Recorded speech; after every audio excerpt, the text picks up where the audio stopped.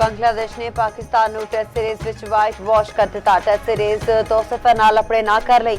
ਦੂਜੇ ਟੈਸਟ ਵਿੱਚ ਕੌਮੀ ਟੀਮ ਨੂੰ 78 ਰਨ ਤੋਂ ਸ਼ਿਕਸਤ। 437 ਰਨ ਦੇ ਤਾਕੂ ਵਿੱਚ ਕੌਮੀ ਟੀਮ 358 ਰਨ ਉੱਤੇ ਢੇਰ ਹੋ ਗਈ। मोहम्मद रिजवान ने सारियां तो वध 94 रन स्कोर किए। शान मसूद ते सलमान आका 71 रन बना सके। बाबर आजम 57, आसान अवैस 21, अब्दुल्ला फजल 6 रन बना सके। बांग्लादेश वालों तेजुल इस्लाम ने 6 विकेट हासिल की।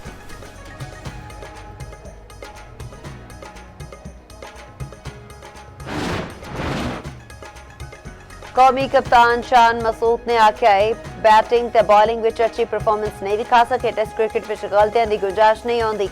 टेस्ट मैच विच कोई भी गलती बतौर सजा सामने आती है।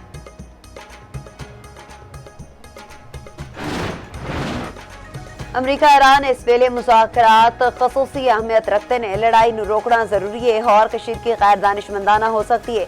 चीनी सदर शी जिनपिंग ने रूसी सदर प्यूटन नाल मुलाकात विच आख्या जंग दे खात्मे नाल तवानाई सप्लाई ते इस्तेहकाम विच मदद मिलेगी। जिस तरह आलमी तिजारती निज़ाम विच रुकावटां घट करन विच मदद मिलेगी। रूसी सदर प्यूटन ने आख्या रूस ते चीन दे ताल्लुकात गैर मामूली सतह दे ने। दोवां मुल्कां ते इकतसादी ताउन मुस्बत रफ्तार नाल अगे वध रहे ने। मशरिकी वस्ता दे बहरान दे विचकार रूस दे काबिल एतमाद तवानाई फराहम कुंदा है।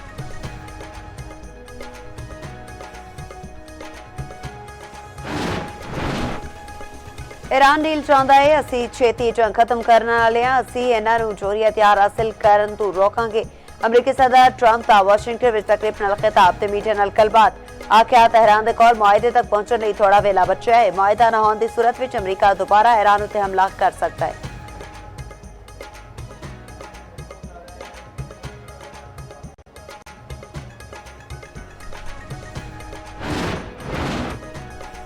अमरीका ने दोबारा जारियत की ते होर हैरत अंगेज रद्द अमल दिता जाएगा। ईरानी वज़ीर ख़ारजा अब्बास अराग़ची ने अमरीका को खबरदार कर दिता। आख्या अमरीकी कांग्रेस ने एतराफ़ कर लिया अरबा डॉलर के दर्जना लड़ाका तैयारे तबाह हुए। ये भी तस्दीक हुई कि F-35 सारिया तो पहले ठिकाना ईरानी फौजी। नायब वज़ीर ख़ारजा काज़िम गरीब आबादी ने आख्या ईरान किसी से फौज जारियत का मुकाबला करने लई तैयार है।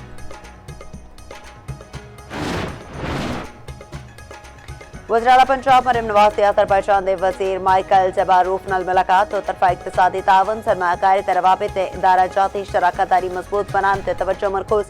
इक़्तिसादी ताउन ते सरमायाकारी की सहूलत लई मुश्तरका वर्किंग ग्रुप कायम करने का फैसला।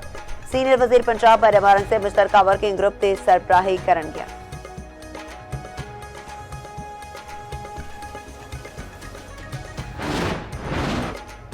मुलजिम ने मुलाकात न करने ते 17 साला मासूम लड़के का कत्ल किया। मुलजिम किसी भी नरमी का मुस्तहिक नहीं। सना यूसुफ कत्ल केस का तफसीली फैसला जारी। एडिशनल सेशन जज अफजल मजूका ने 27 सफ़हात ते मुश्तमिल फैसला जारी किया।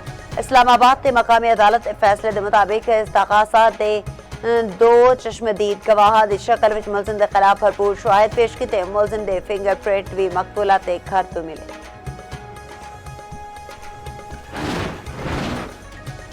अफगानिस्तान में तालिबान रजीम की छतरी तले मौजूद आलमी दहशतगर्द तंजीमां दुनिया लई वड्डा खतरा बन गया।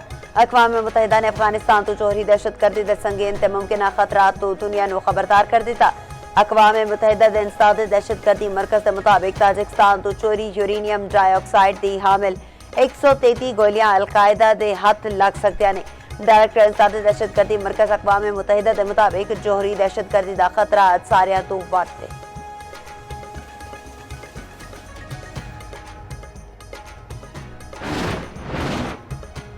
इसराइली फोर्सेस ने गजा जाने वाले आलमी समूद फ्लोटिला विच शामिल सारिया कश्तियां नूं रोक दिता। फ्लोटिला मुंतजिमीन के मुताबिक 50 तो वध कश्तियां विच मौजूद सैकड़ा बैन अवी रजाकारां नूं हिरासत विच ले लिता गया है। दूजे पासे इसराइली वजारत खारजा ने तस्दीक की है फ्लोटिला विच शामिल 430 रजाकारां नूं इसराइल मुंतकिल किया जा रहा है।